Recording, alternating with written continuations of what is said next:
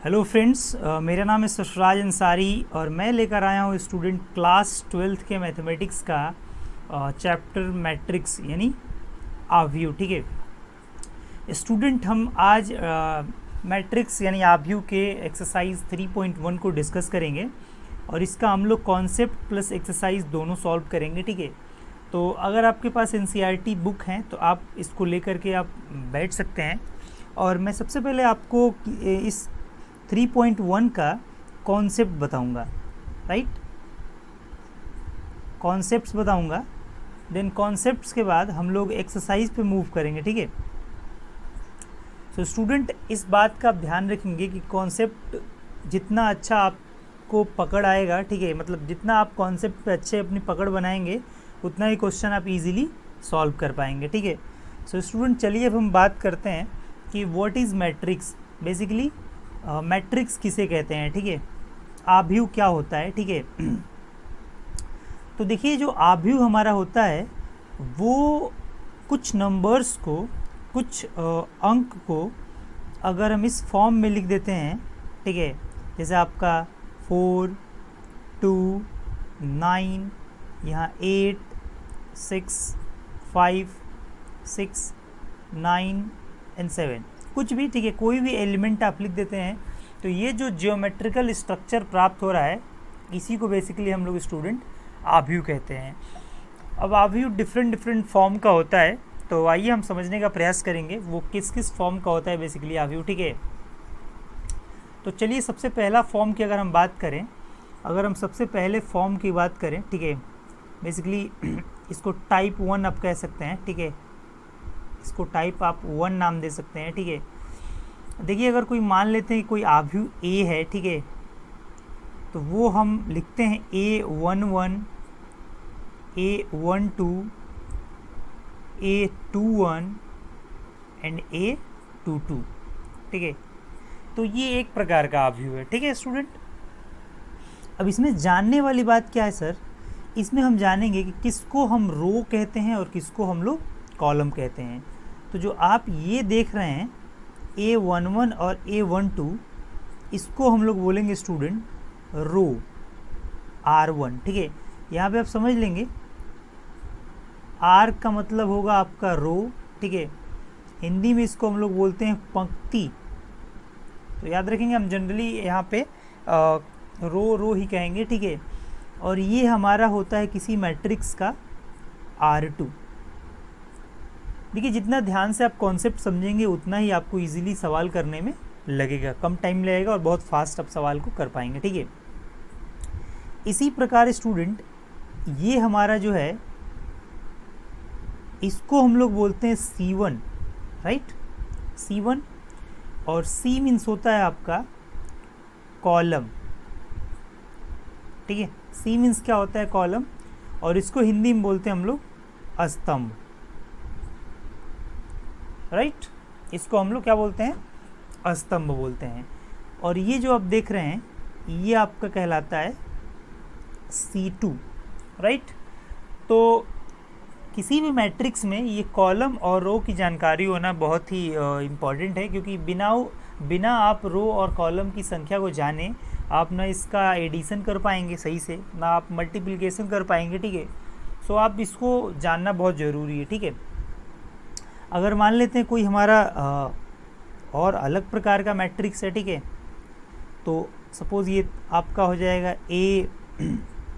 A11, A12, A13, ये आपका A21, A22 और ये 23, ये आपका A31, A32 एंड A33।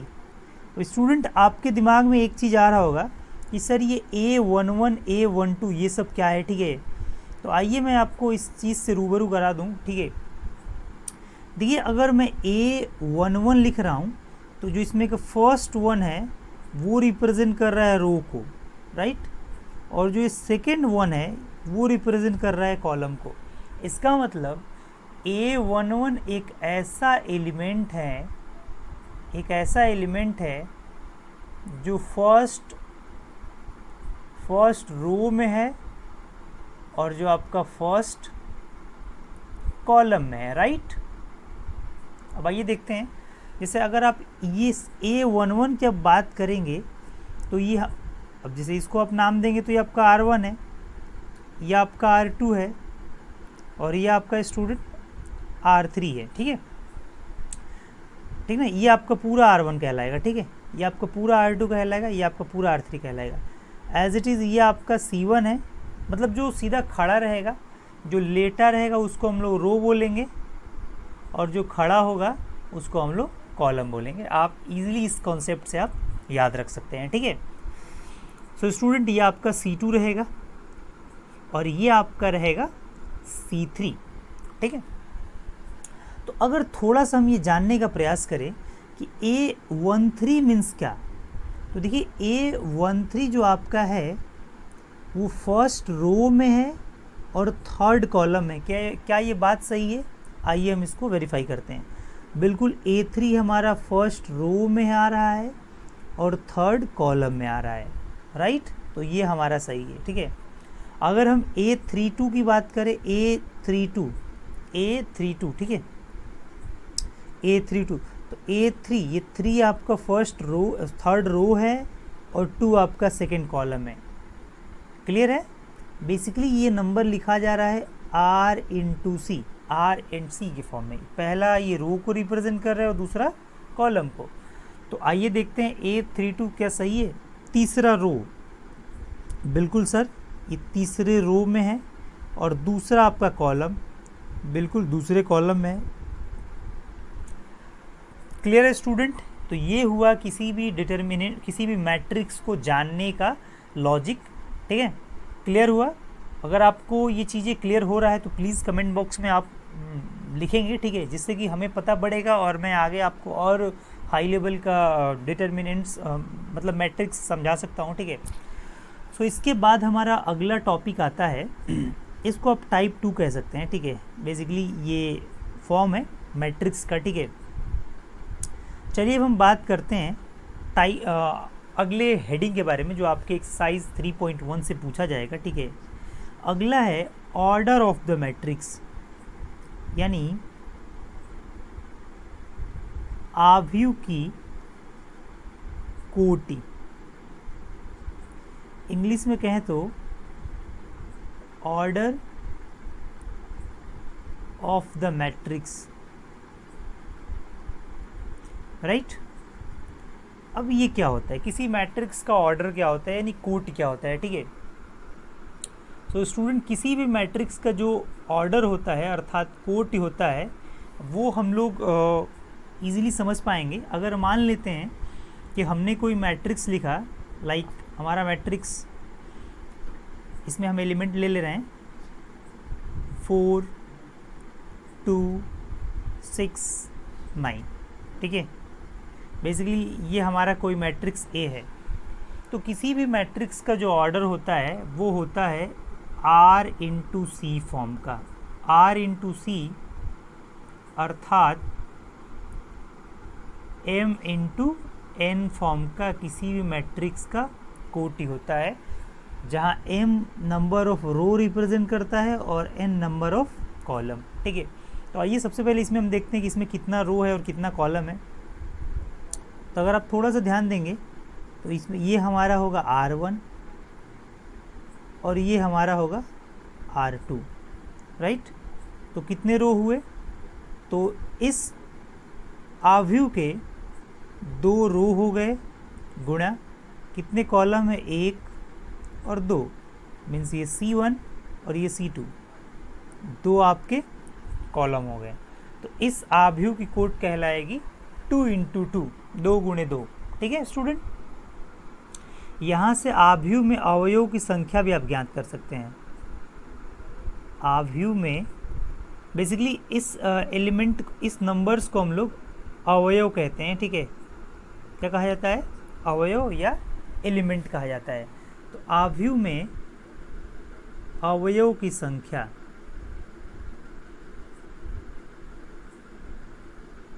अवयव की संख्या, ये होता है आपका m इंटू एन। अगर इसका ऑर्डर m इंटू एन है तो उसको आप मल्टीप्लाई कर देंगे तो आपको पता पड़ जाएगा कि इसकी अवयोग संख्या कितनी है। तो सो आप इसमें मल्टीप्लाई करेंगे तो 2 2 जो 4, और आप काउंट कर सकते हैं 1 2 3 4। या तो आप इस तरह मल्टीप्लाई करके निकाल सकते हैं स्टूडेंट, या आप काउंटिंग कर सकते हैं। बट काउंटिंग करने वाला थोड़ा सा काम बेवकूफ़ी है, ठीक है, क्योंकि हमारे पास शॉर्ट फॉर्म है तो आप इजीली उससे फाइंड आउट कर लेंगे, ठीक है। एक और एग्जांपल लेते हैं हम, ठीक है, एक और एग्जांपल लेते हैं जिसके थ्रू हम लोग समझेंगे, ठीक है, कि किसी अनदर मैट्रिक्स का एग्जांपल लेते हैं। मान लेते हैं कोई आव्यूह हमारा बी है, ठीक है, बी है और वो कुछ इस फॉर्म का है 3 4 9 8 6 5। अब इसका ऑर्डर क्या होगा, इसका ऑर्डर क्या होगा? तो सबसे पहले हम लोग जानेंगे इसमें कितने रो हैं। तो देखिए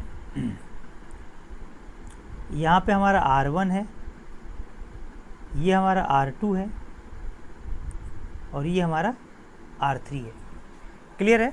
R1 R2 R3। So student इसमें 3 हमारे रो हो गए। अगर कॉलम की बात करें तो ये हमारा C1 है और ये हमारा C2 है। सो इसमें कॉलम हमारे 2 हैं। तो इस मैट्रिक्स की जो ऑर्डर होगी वो हो जाएगी 3 इंटू 2।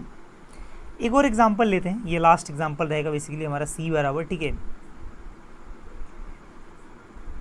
5 6 कोई भी एलिमेंट आप ले सकते हैं, 7 8 9 6 2 1 0। सो इसका ऑर्डर हम फाइंड आउट करते हैं कि इस मैट्रिक्स का ऑर्डर क्या है, ठीक है। मैट्रिक्स C का क्या है यहाँ पे ऑर्डर। तो स्टूडेंट सबसे पहले हम लोग देखेंगे कि इस आव्यूह में कितने रो हैं और कितने कॉलम हैं, ठीक है। सो इसमें अगर हम रो की बात करें तो रो हमारा यहाँ पे R1 ये है, ये हमारा R2 है और ये हमारा R3 है। इसी प्रकार ये हमारा C1 है, ये हमारा C2 है एंड ये हमारा C3 है। इसका मतलब 3 रो हैं और 3 क्या है, कॉलम है। तो इस आव्यूह की ऑर्डर हो जाएगी 3 इंटू 3। और अगर अवयवों की संख्या याद करना है तो 3 3 का 9। आप काउंट भी कर सकते हैं 1 2 3 4 5 6 7 8 9, ठीक है। और इस तरह मल्टीप्लाई करके भी आप इजीली स्टूडेंट निकाल सकते हैं, ठीक है। तो मेरे ख्याल से हमारे एक्सरसाइज 3.1 में यही 2 कॉन्सेप्ट था, मैट्रिक्स क्या है और मैट्रिक्स के ऑर्डर क्या है, ठीक है। आइए हम इसी कॉन्सेप्ट पे एक्सरसाइज बेसिकली 3.1 पे मूव करते हैं और समझने का प्रयास करते हैं स्टूडेंट, ठीक है। देखिए स्टूडेंट, मैं आपको क्लियर कर देना चाहता हूँ कि ये हम यूपी बोर्ड के लिए स्पेशली लेक्चर डिज़ाइन किए हैं, ठीक है, यूपी बोर्ड के लिए। बट अगर आप सीबीएसई बोर्ड के भी स्टूडेंट हैं तो आपको ये लेक्चर सीरीज़ बहुत ही इम्पॉर्टेंट होगा आपके लिए भी। और इस बार मैथमेटिक्स में हिंदी मीडियम हमारे इस चैनल का जो टारगेट रहेगा वो रहेगा 95%। 95% मैथमेटिक्स में लाने का टारगेट है, ठीक है। सो ये अगर आप, मैं सारे चैप्टर्स की वीडियो एक एक एक्सरसाइज वाइज लेकर आने वाला हूँ, ठीक है। ये हमारा आज फर्स्ट वीडियो है, ठीक है।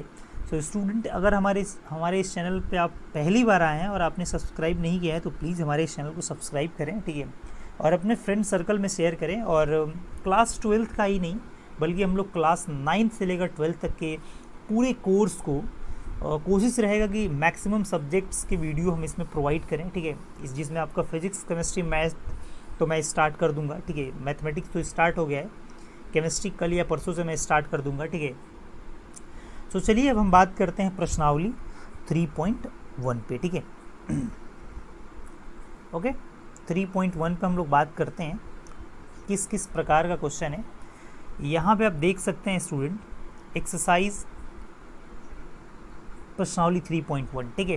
पहला ही सवाल पूछ रहा है, पहला ही क्वेश्चन कि आव्यूह ए बराबर इतना दे दिया है के लिए ज्ञात कीजिए आव्यूह की कोटि, अवयवों की संख्या और अवयव A13 A23, ठीक है।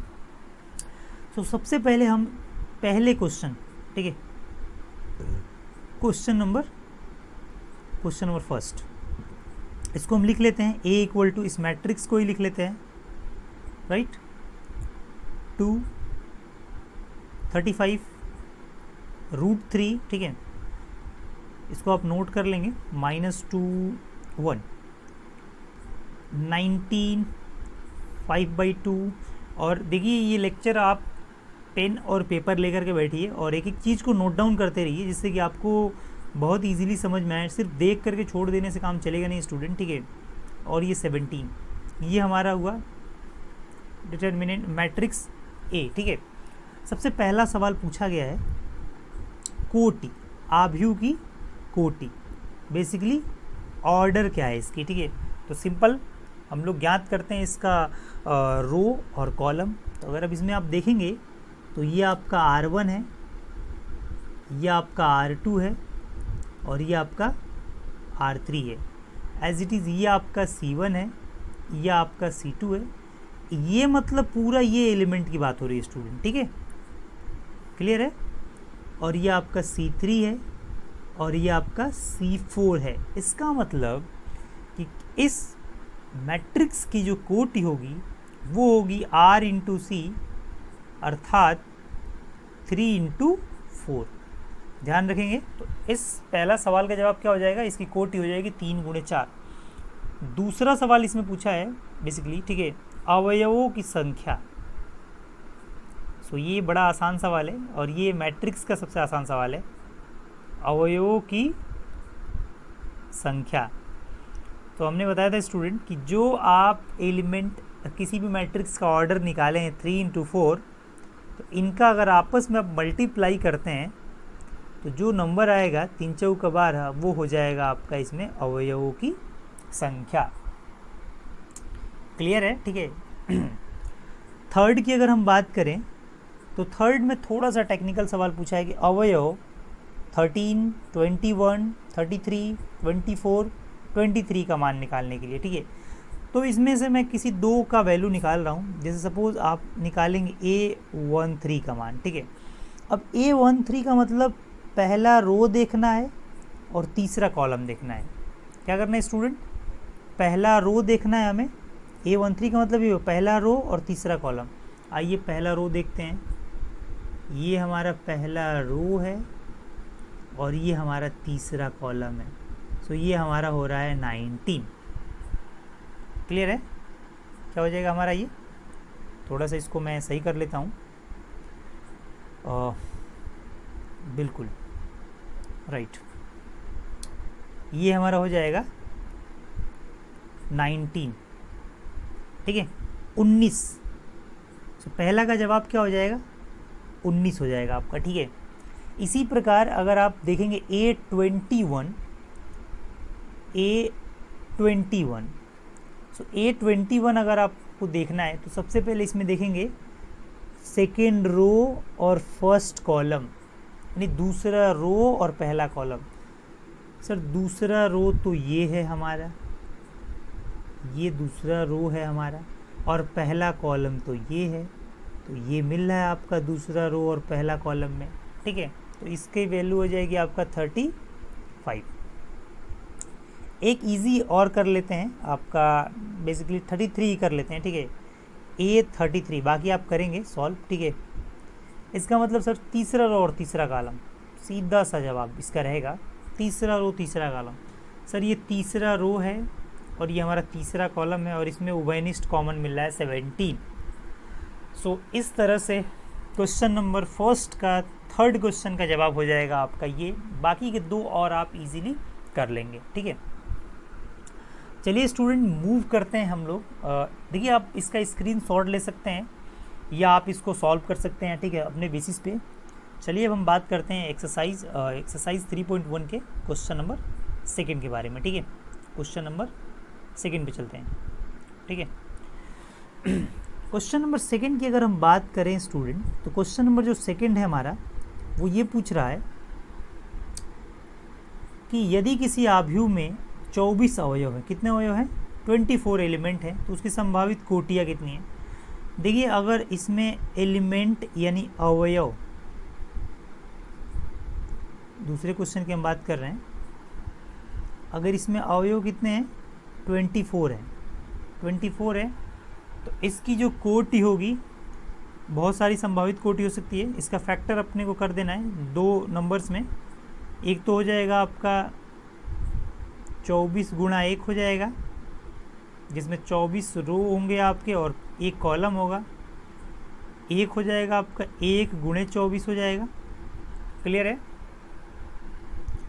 एक हो जाएगा आपका 12 गुणे 2 और एक हो जाएगा आपका 2 गुणे 12। स्टूडेंट आप समझ पा रहे होंगे, किसी भी मैट्रिक्स का कोटि निकालता है तो उसमें जो सारे एलिमेंट होते हैं वो दो नंबर के मल्टीपल होते हैं बेसिकली, ठीक है, क्लियर है। और भी हो सकता है इसमें 8 इंटू 3 हो जाएगा,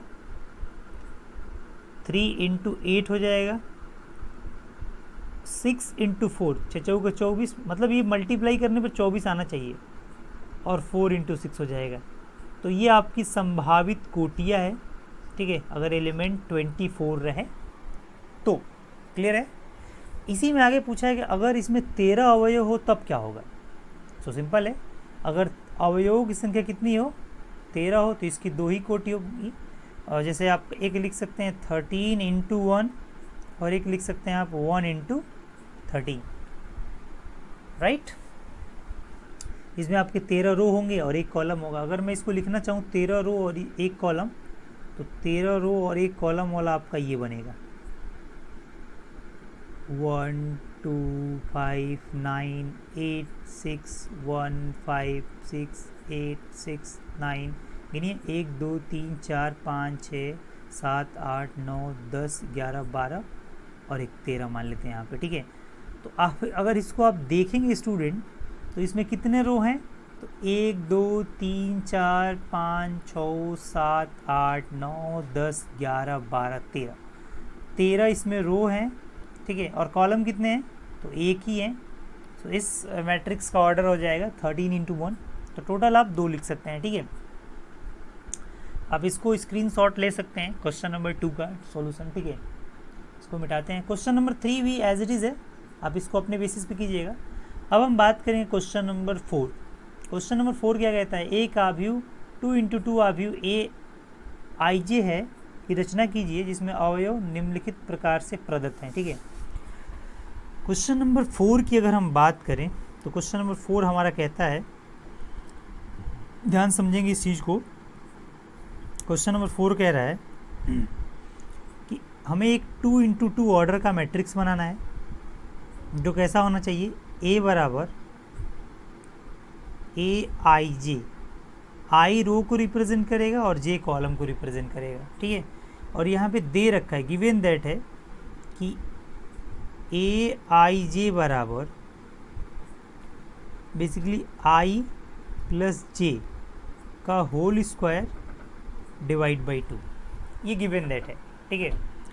तो आइए अब हम निकालते हैं। चूँकि 2 इंटू 2 को बनाना है तो हमारे इस मैट्रिक्स का जो रूप होगा वो ऐसा होगा, A11 A12 A21 A22, क्योंकि इसी मैट्रिक्स का जो ऑर्डर होगा वो होगा स्टूडेंट 2 इंटू 2 ऑर्डर का, क्लियर है, ठीक है। सो आइए इसमें हम लोग इस इक्वेशन की हेल्प से हम A11 का मान निकालेंगे। सो A11 का आप मान निकालेंगे तो ये I को रिप्रेजेंट करेगा, ये J को रिप्रेजेंट करेगा, ठीक है। तो आप लिखेंगे 1 + 1 का होल स्क्वायर, क्योंकि यहाँ पे दिया है, आप यहाँ पे देख सकते हैं, ठीक है, और डिवाइड बाई 2, तो 1 + 1 2 और 2 का square 4 divide by 2 equal to 2। तो A11 का मान क्या निकला, 2 निकल गया। ऐसे ही आप निकालेंगे A1, ये तो हमने मान निकाल लिया A11 का, अब A12 का मान निकालेंगे A12, तो यहाँ पे I 1 है और 2 आपका J है, ठीक है। तो रखिए यहाँ पे 1 + 2 का होल स्क्वायर डिवाइड बाई 2, 1 + 2 3, 3 का स्क्वायर 9, सो 9/2 इसका आंसर होगा, मतलब मान होगा। इसको आप लिख सकते हैं 4.5, बट ये ठीक है 9/2, ठीक है। अब आप निकालेंगे A21 की वैल्यू कैसे निकालेंगे स्टूडेंट, सो जो A21 आपका होगा, यहाँ पे लिखेंगे आप I का मान 2 और J का मान 1 का whole square divide by 2। Clear है? ये हो जाएगा आपका 2 1 3, 3 का स्क्वायर 9/2, ये भी वही होगा। ऐसे ही आप निकालेंगे A22, A22 क्या हो जाएगा आपका 2 + 2 का whole square divide by 2 equal to 4, 4 का स्क्वायर 16/2 इक्वल टू आपका हो जाएगा 8। सो यहाँ से अब आप यहाँ लिखेंगे A11 A12 का मान। A11 का मान कितना है स्टूडेंट 2, यहाँ से A12 का मान 9/2, 9/2, A21 का मान 9/2 और A22 का मान 8। सो ये हो जाएगा हमारा एक मैट्रिक्स, ठीक है, A बराबर, ठीक है, जिसकी ऑर्डर है 2 × 2। क्लियर है स्टूडेंट?